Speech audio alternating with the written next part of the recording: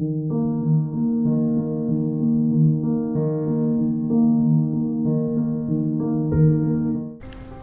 Rules of Love, The Master, Baghdad, January 26, 1243.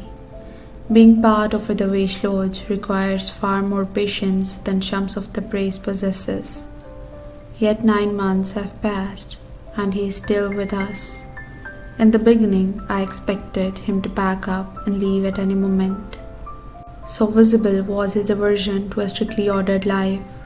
I could see that it bored him, stiff to have to sleep and wake up at the same hours, eat regular meal and conform to the same routine as everyone else. He was used to flying as a lonely bird, wild and free. I suspect several times he came close to running away. Nevertheless, great as his need for solitude, even greater was his commitment to finding his companion. Shams firmly believed that one of these days I would come up with the information he needed and tell him where to go, whom to find. With this faith, he stayed.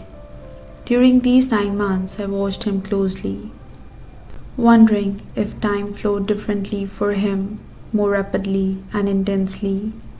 What took other Daveshes months, sometimes years, to learn took him only weeks, if not days. He had a remarkable curiosity about everything new and unusual, and was a great observer of nature. So many days I found him in a garden admiring the symmetry of a spider web, or the dewdrops glistening on a night-blooming flower.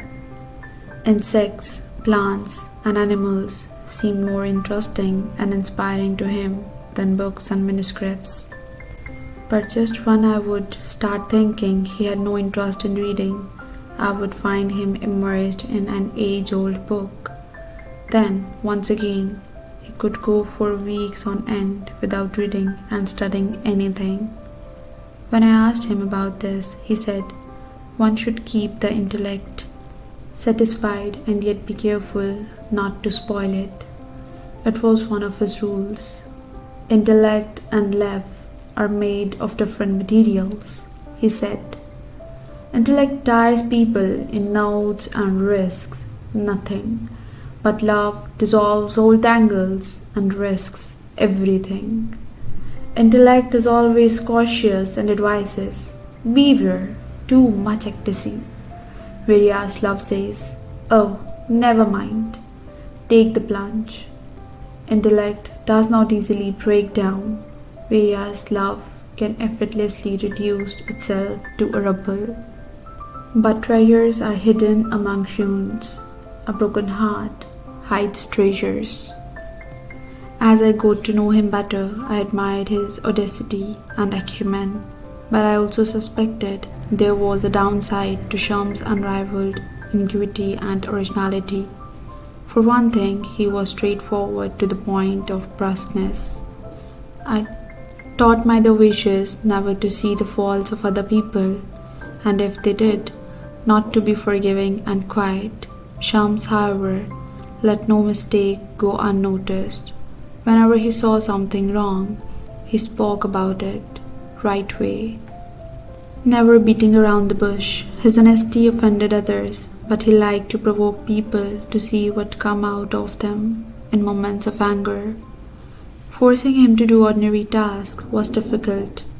He had little patience for such jobs and lost interest in something as soon as he got the hang of it.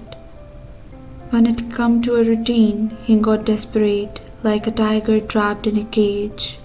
If a conversation bored him or somebody made a foolish remark, he got up and left, never losing time with pleasantries, values cherished by most human beings, such as security, comfort, and happiness, had hardly any meaning in his eyes.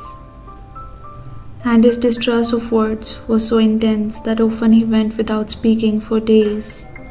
That too was one of his rules. Most of the problems of the world stem from linguistic mistakes and simple misunderstandings. Don't ever take words at face value. When you step into the zone of love, language, as we know, it becomes obsolete. That which cannot be put into words can only be grasped through silence. In time, I became concerned about his well-being, for deep inside I sensed that one who could burn so fervently might have a tendency to put himself in dangerous situations. At the end of the day, our fates are in hands of God, and only He can tell when or how we each will depart the world. For many part, I decided to do my best to slow Shams down and accustom him as much as I could to a more tranquil way of life, and for a while I thought I might succeed. But then came winter, and with the winter came the messenger, carrying a letter from afar.